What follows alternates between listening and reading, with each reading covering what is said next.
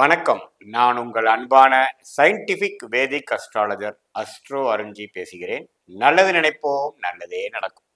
March மாதம் 2025 எத்தகைய ஒரு பலாபலன்கள் நிறைந்த ஒரு மாதமாக துலாம் ராசிக்காரர்களுக்கு இருக்க போகிறது அப்படிங்கிறது பார்க்க போகிறோம். அதுக்கு முன்னாடி ஃபர்ஸ்ட் டைம் வரவங்க நம்மளுடைய சேனல் சப்ஸ்கிரைப் பண்ணுங்க, பிடித்த வீடியோஸை வந்து ஷேர் பண்ணுங்க. இப்போ பார்த்தீங்கன்னா ஆண்டு கிரகம் என்று சொல்லப்படுகிற குரு, சனி, ராகு, கேது மார்ச் மாதம் பெரிய மாற்றங்கள் இல்லாமல் சனி பகவான் மட்டும் மார்ச் 29 2025 அப்போ கும்பத்தில் இருக்கக்கூடிய சனி மீனத்துக்கு மாறுகிறார். அதாவது துலாம் ராசிக்கு 5ஆம் இடத்துல கடந்த 2.25 வருடமாக இருந்து கொண்ட சனி 6ஆம் இடத்துக்கு மாறுவது ஒரு அற்புதமான விஷயம்.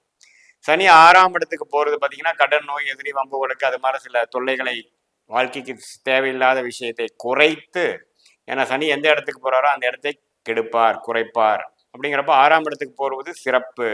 ஏன்னா 6ஆம் பாவம் அவ்வளோ ஒரு நல்ல ஒரு பாவம் இல்லை இல்லையா? ஸோ 6ஆம் வீட்டுக்கு போகக்கூடிய சனி வந்து ஒரு நல்ல ஒரு 2025 ஏப்ரல் மாதத்திலிருந்து 27 ஏப்ரல், மே, ஜூன் வரைக்கும் அந்த அடுத்த வரக்கூடிய 2.25 வருஷம் வந்து ஓரளவுக்கு நல்ல சாதகமான பலனை துலாம் ராசிக்காரர்களுக்கு கொடுக்கக்கூடிய அந்த காலகட்டத்துக்கு தேவையான கொஞ்சம் அடித்தளமான பேசிக்கான ஃபவுண்டேஷனான சில காலகட்டங்களாக இந்த மார்ச் மாதம் இருக்க போகிறது. ராசி அதிபதியா 6ஆம் இடத்துல உச்சம் பெறுகிறார். இருந்தாலும் ராகுவோட சேர்கிறார், புதனோடையும் சேர்கிறார். ஸோ அப்படிங்கிறப்போ உச்சம் பெறுவது நல்லது. ராகுவோடு சேரும் பொழுது சில டிஸ்டர்பன்ஸு, சில விஷயங்கள், எதிர்பார்க்கக்கூடிய விஷயத்துல சில எமோஷன்ஸ், சில அதிகமான எதிர்பார்ப்புகள் அது மாதிரிலாம் கொஞ்சம் இருக்கும். கொஞ்சம் பக்குவமாக இருந்துக்கணுங்கிறது ஆலோசனை கொடுக்கப்படுகிறது. ஸோ அதே சமயத்துல 6ஆம் இடத்துல சுக்கிரன், புதன், அதே சூரியன் பார்த்தீங்கன்னா 5ஆம் இடத்திலே முதல் ஒரு 15 நாட்கள் ஃபர்ஸ்ட் ஆஃப் இருந்து 6ஆம் இடத்துக்கு சுக்கிரன், ராகு, புதனோட போய் சேருகிறார் செகண்ட் ஹாஃப்ல. ஸோ முழுக்க முழுக்க 4 கிரகம் 6ஆம் இடத்திலும், கேது வந்து 12ஆம் இடத்திலும், குரு அஷ்டமத்திலே நீடித்திருக்கிறார். ஸோ இத்தகைய ஒரு பலாபலங்கள் பார்த்தீங்கன்னா கொஞ்சம் கடன் வாங்கி சில பிஸ்னஸ் பண்ணக்கூடிய அமைப்புகள் சில பேர்த்துக்கு கொடுக்கக்கூடிய வாய்ப்புகள் உண்டு.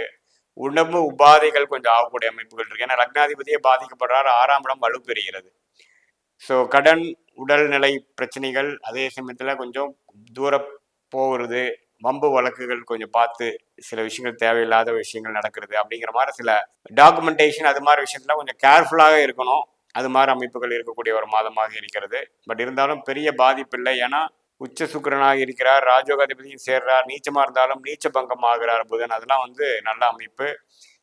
மாதம் முதல் பகுதியாகிய முதல் 15 நாட்கள் சூரியன் சனியோட சேர்ந்திருக்கும் பொழுது அரசு சார்ந்த விஷயங்கள், தந்தையார் அது மாதிரி விஷயங்கள்லாம் கொஞ்சம் பிரச்சனைகள் உண்டு.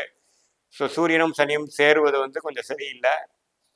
ஸோ அதனால முதல் ஆஃப் கொஞ்சம் கேர்ஃபுல்லாகவும், செகண்ட் ஹாஃப்ல வந்து நான் சொன்ன மாதிரி சில விஷயங்களுக்கு எதிர்பார்த்து கொஞ்சம் கவனமாக இருக்க வேணுங்கிறது கேட்டுக்கொள்ளப்படுகிறது. அதுக்கப்புறம் 25 ஏப்ரலுக்கு அப்புறம் பார்த்தீங்கன்னா எல்லாமே சாதகமான, சனி பயிற்சி சாதகம், சுக்கிர பயிற்சி, புதன் பயிற்சி எல்லாமே சாதகமான ஒரு பயிற்சியாக இருக்கிறதுனால இந்த மார்ச் மாதம் கொஞ்சம் உடம்பு விஷயங்கள், உடல்நிலை விஷயங்கள், கடன் விஷயங்கள், வம்பு வழக்கு விஷயங்கள் எல்லாத்துலேயுமே கொஞ்சம் ஜாக்கிரதையாக இருக்கக்கூடிய ஒரு காலகட்டமாக துலாம் ராசிக்காரர்களுக்கு இருக்கிறது. 9ஆம் வீட்டு அதிபதி, பாகிஸ்தான் அதிபதி 6ல் போய் நீச்சம் ஆகுதுனால அது ராகுவோட சேரும் பொழுது தகப்பனாருக்கு சில விஷயங்கள், பூர்வீகத்தில் சில பிரச்சனைகள் அது மாதிரி சில விஷயங்கள் வரக்கூடலாம். சில ஜாதகத்தில் அது மாதிரி ஒரு ஜாதக அமைப்பு இருக்கிறவங்க, அது மாதிரி ஒரு தசாபுக்திகள் போயிட்டு இருக்கிறவங்களுக்கு அது நடக்க வாய்ப்புகள் உண்டு. ஸோ பொதுவாக பார்த்தீங்கன்னா என்னதான் வந்து ஒரு 6ஆம் இடத்து சனிக்கு வேணுங்கிற ஃபவுண்டேஷன் சில விஷயங்கள் கொடுத்தாலும் சில விஷயங்கள் கொஞ்சம் கேர்ஃபுல்லாக பண்ணிக்கக்கூடிய அமைப்புகள் தேவைப்படுகிறது. மாணவர்கள் வந்து ஓரளவுக்கு நல்லா படிக்கக்கூடிய அமைப்புகள் இருந்தாலும் சம்டைம்ஸ் ஓவராக டென்ஷன் ஆகிறது, எக்ஸாம் ஃபியர்னால கொஞ்சம் பயப்படுறது, படித்த அளவுக்கு போய் ரீகலெக்ட் பண்ணி எழுத முடியாத ஒரு அமைப்பு. ஏன்னா புதன் ராகுவோட சம்மந்தப்படுகிறார்.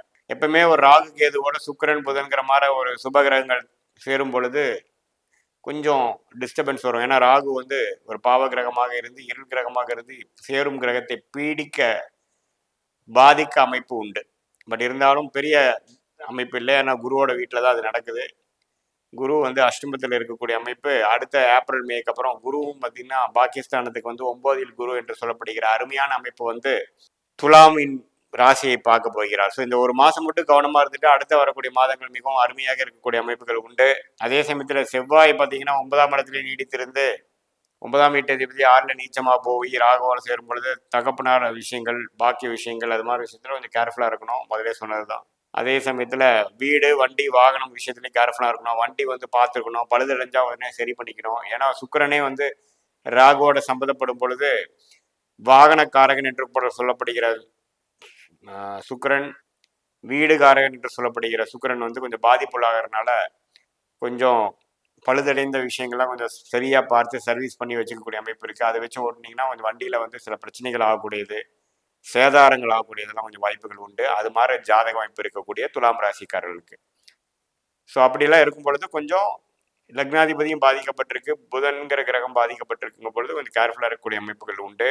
இப்படி எடுத்து எப்படி தான் இருந்தாலும் 29ஆம் தேதி ஆகக்கூடிய மார்ச் ஆகக்கூடிய அந்த சனி பயிற்சி அருமையான பயிற்சியாக துலாம் ராசிக்கு இருக்கிறதுனால இந்த மாதத்துக்கு அப்புறம் ஒரு அருமையான விஷயங்கள் நம்ம எதிர்பார்க்கலாம். இது பொதுவான பலன்களை தவிர உங்களோட ஜென்ம ஜாதகத்துல என்ன தசாபுக்திகள் போய் கொண்டு இருக்கிறது, நீங்க என்ன லக்னத்துல பிறந்தீங்க, அந்த லக்னத்துக்கு தசநாதன் புக்திநாதன் எந்த ஒரு ஆதிபத்தியம் பெறுகிறார், அப்படி வைத்து இப்படியுடைய கோச்சார அமைப்பையும் சேர்த்து பார்க்கும் பொழுது துல்லியமாக இப்போ போயிட்டு இருக்கக்கூடிய வாழ்க்கை எப்படி போகுது, எது மாதிரி ஒரு ஷார்ட் டேர்ம் ஃபியூச்சர் இருக்கு, லாங் டேர்ம் ஃபியூச்சர் எப்படி இருக்கு, எது மாதிரி முடிவுகள் எந்த மாதிரி டைம்ல எடுத்துக்கலாம், எது சாதகமாக வரும் அப்படிங்கிறது நம்ம துல்லியமா பார்க்கலாம். இது ஒரு பொதுவான பலன்கள் நீங்க தெரிஞ்சுக்கணும். மீண்டும் மற்றொரு காணொலியில் சந்திப்போம். நன்றி, வணக்கம்.